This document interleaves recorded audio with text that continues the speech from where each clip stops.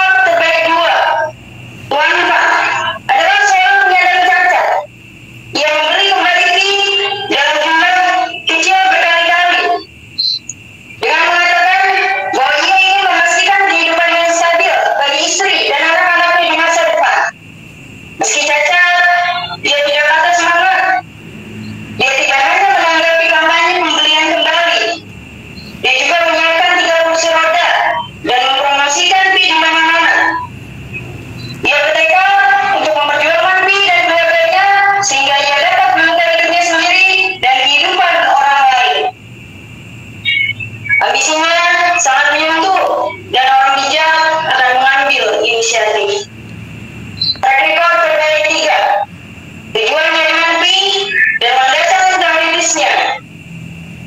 Frederick August Panae adalah ekonom Inggris kelahiran Austria yang berbagi penghargaan Nobel Ekonomi pada tahun 1974 dengan gelar Nobel atas karya mereka tentang uang dan fluktuasi ekonomi.